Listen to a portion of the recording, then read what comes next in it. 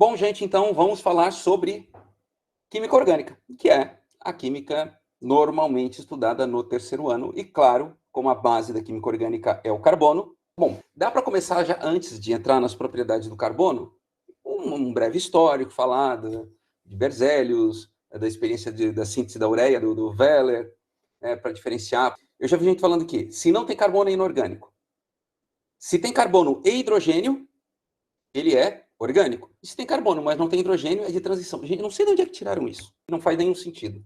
Tá? Afinal de contas, a própria síntese do Wheeler deixaria de fazer sentido, porque cianato de amônio tem carbono, tem hidrogênio, e não é, está longe de ser orgânico, né? Mas, enfim, feito isso, o conceito de química orgânica, de compostos orgânicos, um breve histórico, aí tu entra nas propriedades do carbono, a classificação do carbono, né? Carbono saturado, insaturado, carbono primário, secundário, terciário, e a hibridação do carbono. Se já foi vista lá no primeiro ano, é uma revisão. Se não foi visto, é hora de explicar aqui. E a gente fala das cadeias carbônicas. Começa estudando carbono, passa para as cadeias carbônicas, ou seja, os tipos de cadeia, né? Cadeia aberta, fechada, normal, ramificada, saturada, homogênea, heterogênea, né? Toda aquela classificação. E falar dos radicais. Aqui, eu, pelo menos, começo a dar uma noção de nomenclatura aqui. Então, primeiro, o que é um radical orgânico? A ideia de radical, né? Associar radicais livres, quebra a ligação química, fica com um elétron desemparelhado. Eu gosto de diferenciar conceitualmente radical de grupo, para não achar que assim, o radical, tu tens a cadeia principal, isso aqui é um radical. Não, radical é se eu cortar, né? Se eu quebrar a ligação. Mas a gente dá o mesmo nome como se fosse radical, então a gente acaba falando. Então aqui, radicais orgânicos, radical monovalente, bivalente, radical alquila, arila, alcenila e etc. Tá? E nomenclatura, aqui a gente começa a tal do MET, ET, PROP, BUT aqui, que os alunos começam a endoidar, mas como eu sempre digo para eles, gente, vocês acham que nunca vão aprender isso, vocês nunca vão conseguir decorar, mas em menos de 2 meses vocês vão falar tanto desses radicais, desse MET, ET, PROP, BUT, que vocês vão acabar decorando. Até porque de 5 para cima é fácil, né? Penta, hexa, hepta, octa, entendendo? Então, o prefixo, o infixo, o sufixo, as coisas todas de nomenclatura começa aqui, na minha opinião. E aí a gente passa para as funções orgânicas, né? Como identificar um composto orgânico, ou seja, a partir do seu grupo funcional, e a nomenclatura. Basicamente, a nomenclatura IUPAC, cada vez menos importante a nomenclatura usual, mas, às vezes, ainda vale a pena falar de nomenclatura usual de alguns compostos. Ácido acético, por exemplo, não tem como não falar, né? Tá? E quais são essas funções orgânicas? Bom, claro, começa pelos hidrocarbonetos, e nos hidrocarbonetos tu vai diferenciar. Aqui eu volto, reforço a noção de nomenclatura. Como eu vou dar a nomenclatura, as regras, então escolho aquela história de escolher a cadeia principal, de numerar qual a ordem de... Então, essa ordem eu começo a falar aqui, tá? Então, hidrocarbonetos eu vou falar dos tipos de alcanos, alcenos, ciclanos, aromáticos e etc. Tá? Detalhe, eu não fico só naqueles nomes que já tenho. Então, os livros trazem alcanos, alcenos, alcinos, dienos, ciclanos e aromáticos. Eu falo em ciclenos, eu falo em alceninos e sei lá, em dienino, ou seja, passo a regra, a norma, a lógica para que ele consiga montar o que quer que apareça, tá? Pelo menos eu gosto de trabalhar assim. Aí as funções oxigenadas, álcoois, enóis, fenóis, éteres, aldeídos, cetonas, ácidos carboxílicos e seus derivados. Essas funções aqui, elas são muito vistas. Vale a pena agrupar. Álcoois a gente vê de primeira, depois enóis e fenóis vai meio que na sequência. Aldeído de cetona a gente costuma trabalhar junto, eu pelo menos costumo trabalhar junto. Tá? Ácidos carboxílicos, daí os demais, como derivados dos ácidos, fica mais fácil. Funções nitrogenadas, amidas, aminas e nitrilas. As nitrilas nem sempre são vistas. Isonitrilas, por vezes, também vale a pena citar. E outras funções aqui, aletos e tiocompostos, né? Compostos sulfurosos. São, para mim, as principais. Os tiocompostos, faltou tempo, não fala. Tem gente que trabalha aletos lá no início, às vezes até antes dos álcoois, antes das funções oxigenadas. Hidrocarbonetos, aletos, aí entra as funções oxigenadas, todas aquelas que estão ali.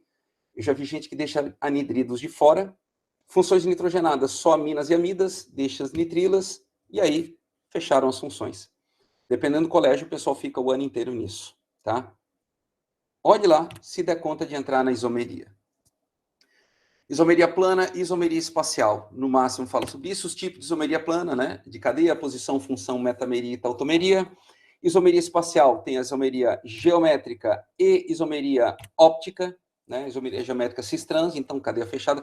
Aqui eu gosto de usar como exemplo de isomeria cis-trans. No caso de cadeia fechada, a diferença entre a celulose e a amilose, né? O amido. E na cis-trans, na isomeria da ligação dupla, a diferença é da gordura, né? Gordura trans, gordura insaturada cis e trans. E aí na isomeria óptica, que é um pouco mais complicada, tem que dar um tempo, aí fala o que é carbono quiral. Na isomeria óptica, a partir do ciclo trans, que também tem a possibilidade, se a molécula for assimétrica, não precisa ter carbono quiral para ter uma molécula assimétrica, compostos derivados do aleno, né, do propadieno, tá? E aí, sobre esses casos, o que eu vou falar? Destrógeno, levógeno, o que é, e a quantidade, né, e a mistura racêmica, que tem gente que considera como se fosse um isômero opticamente inativo, que eu acho meio absurdo, né? Falar uma mistura racêmica é um isômero. Gente, isso é quase como dizer que água salgada é uma outra substância. Para mim não faz sentido, mas enfim. Então, dependendo da quantidade de carbonos quirais, quantos isômeros existem, né, o tal do I igual a 2 na N, que é cobrado em alguns vestibulares. Gente, a maioria dos colégios deixa o programa terminando aqui. A parte de isomeria, muitos sequer conseguem terminar, mas a gente ainda tem as reações orgânicas. E isso, quando eu falo para os meus alunos do curso de licenciatura, que reações orgânicas no ensino médio? Onde? A gente cai em vestibular. Cai em vestibular, reações orgânicas. E o que a gente fala? Bom, quando falo sobre isso, eu começo falando sobre efeitos eletrônicos, né, efeito indutivo e mesomérico. Falo sobre cisão das ligações entre homólise e heterólise. E falo sobre nucleófilo e eletrófilo. E aqui é muito importante, é bem interessante se o aluno já tiver o conceito de ácido-base de Lewis, que é bem similar, né? Então, entendido isso, a gente vai para a classificação das reações orgânicas. O que é uma reação de adição, eliminação, substituição e condensação, que não deixa de ser um tipo de reação de substituição, né? Assim como lá na inorgânica tem síntese e análise, dupla troca e simples troca, aqui tem essa classificação. E aqui ainda não coloquei, mas tem as reações de oxidação. Quais são os principais exemplos que a gente tem? Reações de adição.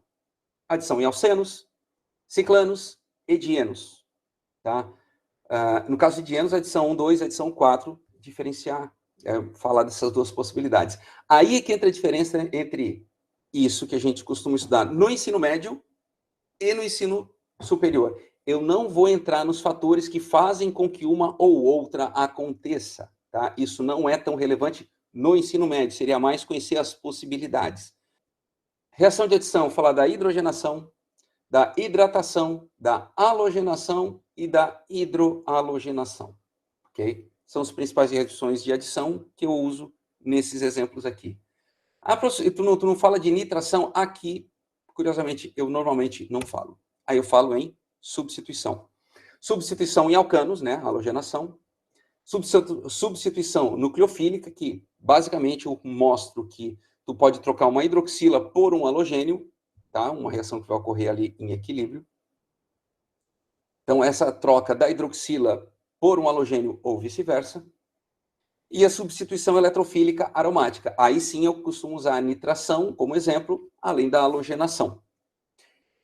E olha só, aqui a gente fala sobre efeitos do substituinte do anel.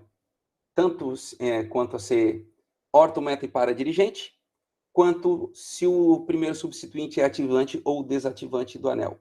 Isso também está previsto, isso também já fica em vestibulares. Aí, professor, mas é muita coisa. Sim, eu já sei disso, mas isso, dependendo de onde tu for trabalhar, pode ser que isso seja exigido. Então, tem que estar preparado para isso. Tá? Eu não escrevi aqui, não lembro se eu coloquei mais à frente, mas também a gente costuma citar a regra de Markovnikov, tanto para adição, quanto para substituição, quanto para eliminação. E na eliminação a gente fala de desidratação, desalogenação, desidroalogenação. E aí, quando eu falo de eliminação, eu entro na condensação, porque eu falei de desidratação, já falo uma desidratação intermolecular. Aí eu já aproveito e falo da esterificação e da condensação amídica, que vai ser muito útil quando o cara for ver isso lá em bioquímica, por exemplo, em síntese proteica, né? Aliás, pode utilizar como exemplo de condensação amídica uma reação entre aminoácidos, e aí tu diz, ó, continua isso aqui, é assim que vai formar a proteína. Lembra das aulas de biologia lá, quando entravam os aminoácidos lá no trazido pelo RNA mensageiro, entrava no ribossomo lá, fazia... Então, é essa reação aqui que vai acontecer. Isso e, assim, aí sim, a oxidação. Oxidação de álcoois e de alcenos. Aí a gente fala de oxidação branda, oxidação enérgica e, no caso dos alcenos, a ozonólise. Ok?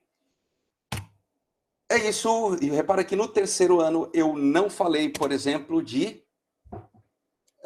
eu não falei da bioquímica, porque às vezes, dependendo do colégio, eu já tive que trabalhar sobre isso também, mas aí sim, se as reações orgânicas, alguns de vocês devem ter considerado um exagero, imagina ainda ter tempo para falar sobre síntese proteica, a diferença entre aminoácido e proteína, falar em carboidratos, monossacarídeos, disacarídeos, gordura, aliás, lipídios, né? Lembrar que nem todo lipídio é uma gordura, mas, perdão, toda gordura é um lipídio, mas nem todo lipídio é uma gordura, os esteroides, né, colesterol e etc. Enfim, isso aí, dependendo do colégio que tu estiver trabalhando, talvez tu tenha que trabalhar essa parte do conteúdo, mas já não é mais tão comum assim. Enfim, espero que essa sequência de vídeo aqui tenha ajudado vocês a já ir se preparando para quando vocês assumirem o seu lugar no mercado de trabalho, vocês estejam preparados para os desafios que vão enfrentar. Beleza?